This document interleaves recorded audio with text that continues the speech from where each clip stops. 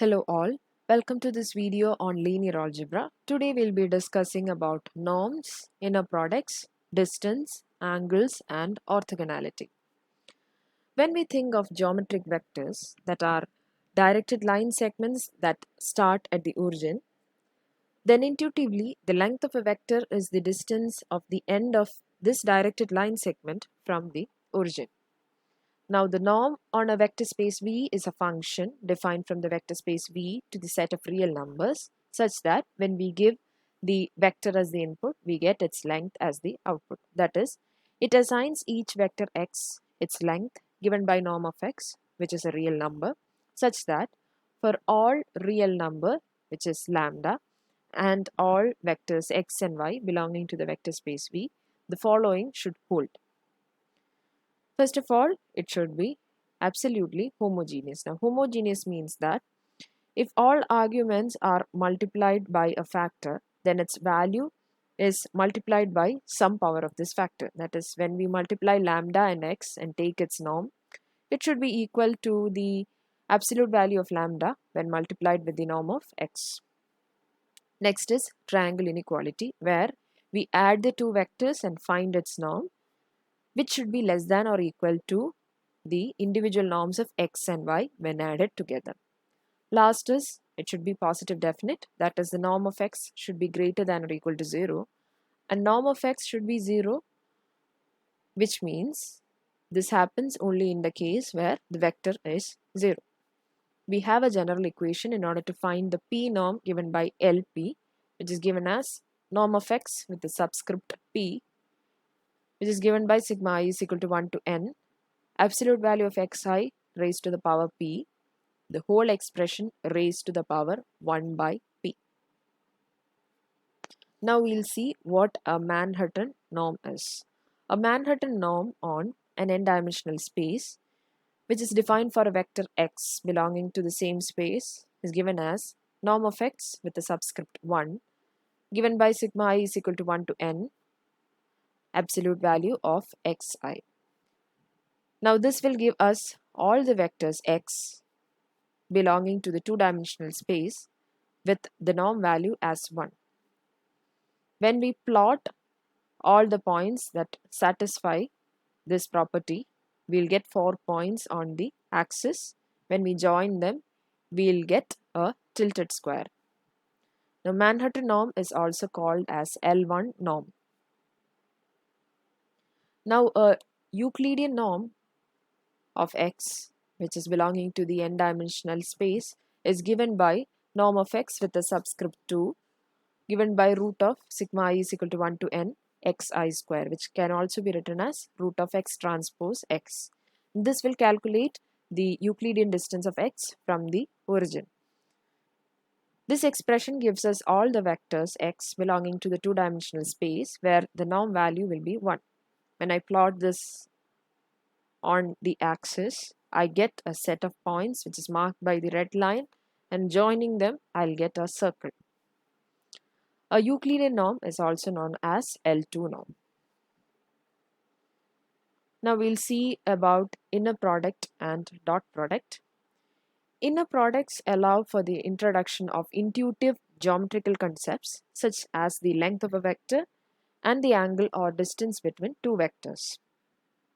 A major purpose of inner products is to determine whether vectors are orthogonal to each other. Dot product is a particular type of inner product, which is also called as scalar product, which is given by x transpose y, which is equal to sigma I is equal to 1 to n xi into yi. Now we'll see about bilinear mapping. A bilinear mapping omega is a mapping with two arguments and it is linear in each argument. That is, when we look at a vector space V and it holds that for any vectors x, y, z belonging to the vector space and for lambda and psi, which are real numbers, when we take the bilinear mapping of lambda x plus psi y and z, we get lambda into the bilinear mapping of xz plus psi into the bilinear mapping of yz. When we take the bilinear mapping of x and lambda y plus psi z, we get lambda into the bilinear mapping of xy plus psi into the bilinear mapping of xz. Let V be the vector space and omega be the linear mapping from V cross V to R that will take in two vectors and map them to a real number. Then this bilinear mapping is called symmetric if when we take the bilinear mapping of xy, it will be equal to the bilinear mapping of yx for any vector xy belonging to vector space V. That is, the order of the arguments doesn't matter here. Bilinear mapping is called positive definite if for any vector x from the vector space V other than 0, the bilinear mapping of x comma x will always be greater than 0, and if we take the bilinear mapping of vector 0 comma 0, we get the value as 0. Now we'll look into inner product. A positive definite symmetric bilinear mapping omega, which is defined from V cross V to R, is called an inner product on V, which is written as x comma y with this symbol around it. Now the pair vector space V followed by the symbol for inner product is called an inner product space or real vector space with the inner product. Symmetric positive definite matrices play an important role in machine learning and they are defined via the inner product. Consider an n-dimensional vector space V with an inner product defined from V cross V to R and an ordered basis B given by the vectors B1 to Bn of this vector space V. Any vectors xy belonging to the same space can be written as a linear combination of the basis vectors as we have seen in the previous videos, so that x can be written as sigma I is equal to 1 to n psi I bi of the same space and y given by sigma j is equal to 1 to n lambda j bj for any suitable psi and lambda which are real numbers. Due to the bilinearity of inner product, it holds that for any vector xy belonging to the vector space V, inner product of xy can be written as sigma I is equal to 1 to n psi I bi, comma sigma j is equal to 1 to n lambda j bj, which has been substituted from these following equations.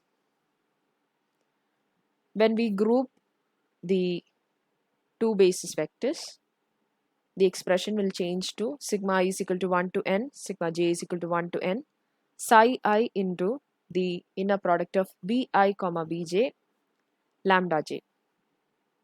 This can be written as x cap transpose A y cap, where A matrix is consisting of all the basis vectors and x cap y cap are the coordinates of x and y with respect to this basis. This will imply that the inner product is uniquely determined through A. The symmetry of the inner product also means that A is symmetric. Now we'll see a problem where we consider two matrices A1 and A2. We have to check whether they are symmetric positive definite matrices.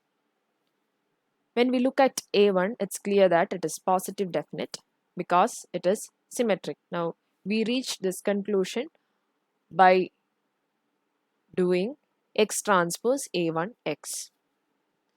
Since A1 and A2 are defined on a two-dimensional space, for x I'll take two values for the vector x1 and x2. So I'll write it as x transpose A1 into x, which will give us 9x1 square plus 12x1 x2 plus 5x2 square. This can be reduced to 3x1 plus 2x2 the whole square plus x2 square. This is always greater than 0 for any vector other than 0. In contrast to this, we'll see that A2 is symmetric but not positive definite. In the same way, when we take x transpose A2x, we get the expression 9x1 square plus 12x1 x2 plus 3x2 square, which can be reduced as 3x1 plus 2x2 the whole square minus x2 square. This value can go less than 0. Example for a case where x is a vector 2 minus 3. Now we'll look into lengths and distances. Inner products and norms are closely related in the sense that any inner product induces a norm. That is, norm of x can be given by root of inner product of x comma x in a natural way such that we can compute lengths of vectors using the inner product. However, not every norm is induced by an inner product. The Manhattan norm is an example of a norm without a corresponding inner product. For an inner product vector space V, comma the expression for finding the inner product, the induced norm should satisfy the Cauchy-Schwarz inequality given by the absolute value of inner product of x, y should always be less than or equal to the individual norms of x and y when multiplied together. We'll see another problem where we are asked to use the inner product to compute the length of the vector. Vector x is given by 1, 1, which is belonging to the two-dimensional space. If we use the dot product as inner product here, we'll get norm of x given by root of x transpose x, that is root of 1 square plus 1 square given by root 2 as the length of x. Now we'll choose a different inner product where inner product of xy is given by x transpose a y. Now the bases are chosen by ourselves. We are not given it in the question, so we'll substitute for x transpose a and y. Again, since it's defined on two-dimensional space, we'll have two values for x and y, that will be x1 y1 x2 y2. So the expression will be x1 y1 minus half x1 y2 plus x2 y1 plus x2 y2. We'll see that if we compute the norm of a vector, then the inner product will always return smaller values than the dot product if both x1 and x2 have the same sign and they are greater than 0. Otherwise, it will return a greater value than the dot product. When we take the inner product for the vector x, we get it as x1 square minus x1 x2 plus x2 square. Substituting the values, we get 1 minus 1 plus 1, which gives us 1. Now, norm of x will be given by root of 1, which is again 1, such that x is shorter in this inner product than with the dot product. Now we'll see what distance and metric is. Consider an inner product space V followed by the symbol for inner product. Then distance of x comma y is given by norm of x minus y, which is given by root of inner product of x minus y comma x minus y. So this is called the distance between the vectors x, y belonging to the vector space V. If we use the dot product as the inner product, now this distance will be called as the Euclidean distance, the mapping D, which is from V cross V to R, giving us the value that if we input the vectors x, y, we get its distance, that is the distance between them as the output. Now this is called a metric. A metric should satisfy the following properties. First one is that it should be positive definite, that is, the distance between x and y should be greater than or equal to 0 for any vector xy belonging to vector space V, and the distance is 0 only if x and y are equal. Next is that D is symmetric, that is, the distance between vectors x and y is equal to the distance between vector y and x for any xy belonging to vector space V. Third property is that it should satisfy triangle inequality. That is, the distance between two vectors x, z should always be less than or equal to the distance between x and y added with the distance between y and z. This is applicable to any vector x, y, z belonging to vector space V. Now we'll see about angles and orthogonality. In addition to enabling the definition of lengths of vectors as well as the distance between the vectors, the inner products also capture the geometry of vector space by defining the angle omega between the two vectors. For this, we'll use Cauchy-Schwarz inequality to define the angles in inner product space between the two vectors x and y. For this, we assume that x and y are not 0. Then the cos value of omega will be within the range of -1 to +1. That is given by the inner product of x by divided by the norm of x into norm of y is always greater than or equal to -1 and less than or equal to 1. Therefore, there will exist a unique omega which belongs to the set 0 to pi with cos omega equal to inner product of xy divided by norm of x into norm of y. Omega is the angle between the two vectors x and y. Intuitively, the angle between the two vectors will tell us how similar their orientations are. For example, if we take the dot product and we find the angle between x and y, where y is given by 4x, we'll see that y is just a scaled version of x. In that case, the value will be 0 since their orientation is the same. Now we'll see a question where we are asked to compute the angle between the vectors x and y. For this, we'll use the formula cos omega given by the inner product of xy divided by the norm of x into norm of y, which is given by root of inner product of x comma x into inner product of y comma y, which can be expanded as x transpose y divided by root of x transpose x into y transpose y. Substituting values for x transpose, y, x and y transpose, we get the value 3 by root 10. Now in order to find omega, we'll do cos inverse of 3 by root 10, which is approximately 0.32 radian, that corresponds to about 18 degree. A key feature of the inner product is that it also allows us to characterize the vectors that are orthogonal. Two vectors x and y are orthogonal if their inner product is 0 and we can write x perpendicular to y. If additionally the norm of x and y are 1, then they are unit vectors and x and y are orthonormal. An implication of this definition is that the 0 vector is orthogonal to every vector in that vector space. Now we'll see another question where we are given two vectors x and y. We have to find the angle omega between them using the two different inner products. First of all, we'll take the dot product. Now using dot product as inner product will yield the angle omega to be 90 degree between x and y. So this means that x is perpendicular to y. However, if we choose the inner product as x comma y given by x transpose ay, now A is the set of basis vectors which is not given by the question, so we have to input it explicitly. From this, cos omega can be given by inner product of xy by norm of x into norm of y. Substituting values of x transpose y, x, y transpose and a, we'll get the value -1 by 2. Now omega can be found by finding the cos inverse of -1 by 2 given by 2.09 radian, which approximates to 120 degree. So from the angle, it's clear that x and y are not orthogonal.